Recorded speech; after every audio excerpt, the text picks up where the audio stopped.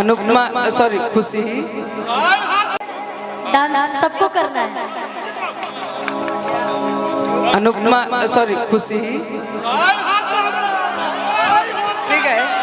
अगर आप चाहती हो कि हमारे भैया का अच्छा से हो सॉरी तो कि चश्मा लगा के हैंडसम लगा तारा कि साउथ वाला हीरो से न कम लगा तारा तोहरे के दिल हो दे हो करे जत तुम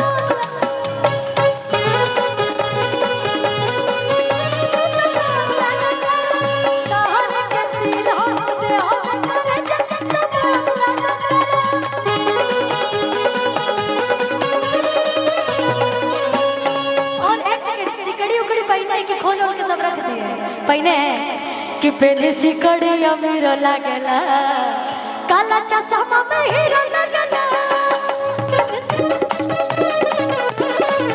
काला चश्मा में हीरो लगेला। इधर आइए एगो सिकड़ी वाला है नहीं बड़ा एगो सिकड़ी वाला है नहीं बड़ा मार तमाम सिकड़िया लुकता एगो है नहीं बड़ा कि मने करे खाई जाइए सना तू तो से वो कश्मीर लगेला मने करे खाई जाइए सना तू तो से कश्मीर लगेला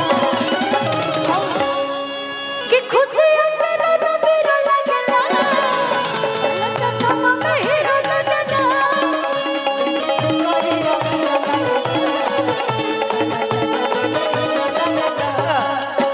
सुमीर के फ्रूट लगलू काला सूट में क्यूट लगलू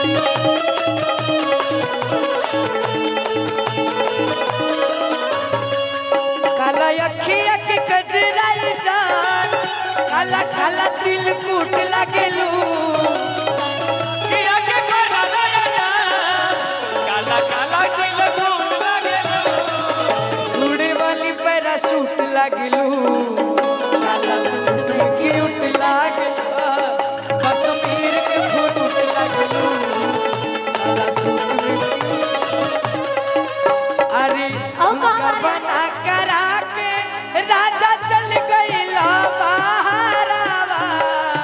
कोई बना तो जान जाइबो नहीं हारा ओई बना त चली जाई बहमहु नहीं हारावा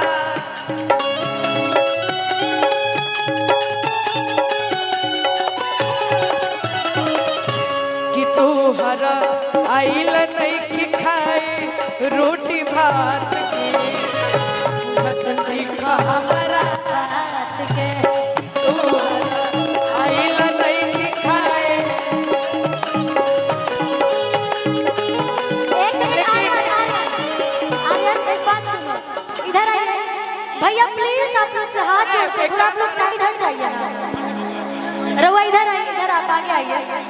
इधर आइए प्रियांशु सर आज का जिन कितना लोग के दिल तोड़ले हुई आशुतोष बाबा हाँ आज का जिन कितना लोग के दिल तोड़ले हुई आशुतोष बाबा बनारस में ढेर और दिल्लियों में ढेर पटना में क्या तो हम नहीं जाना लेकिन जैसे बियाह होता पहले सुनिए मर्दे जैसे रउर बियाह होता वो कितना खुश नसीब हो जानता नहीं कि गोरे गोरे गाल बा काली पकाला तीने ओरा गोरे गोरे गाल काली पकाला तीने ओरा तारा जैसन सुंदर तारा जैसन सुंदर किस्मत से मिले हो लेकिन एक सेकंड आप भी सुनिए इधर आप भी कुछ कहना चाहते हैं हमारे भैया के लिए बोलिए जो बोलना है। अच्छा साड़ू जी है कि अरे कोटावा पहिना से हीरो न कोई बाए बबुआ कोटावा पहिना से हीरो न कोई बाए तू तो लफुए कोई बाए बबुआ जगदम्बा बाबा कनी रोक। लेकिन हमार भाभी भैया खातिर का कही है ये लीजिए रवि जी। कि हमारा राजा जी के गलिया पति लई सखी आवे हमारा राजा जी के गलिया पति लई सखी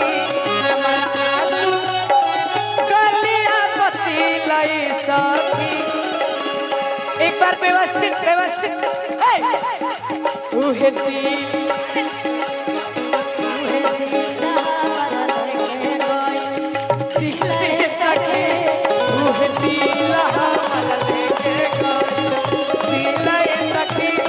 हमारा राजा जी के गलिया पति लई सखी हमारा राजा जी के गलिया पति लई सखी उहे दिल हम लेके गई उहे दिल हम लेके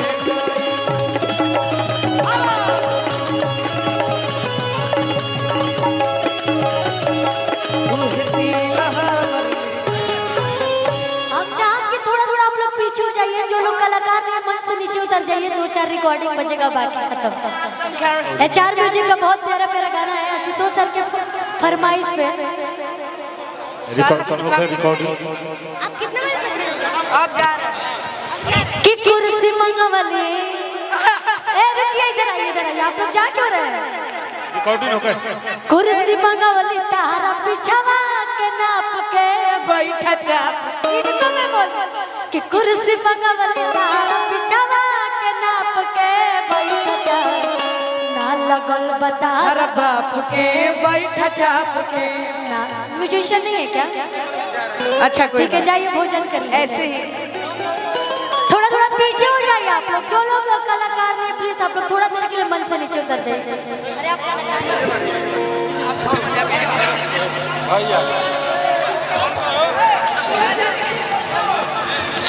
प्रियांशु जी और खुशी का निकलना तीन का लोग साइड हट सब ऐसा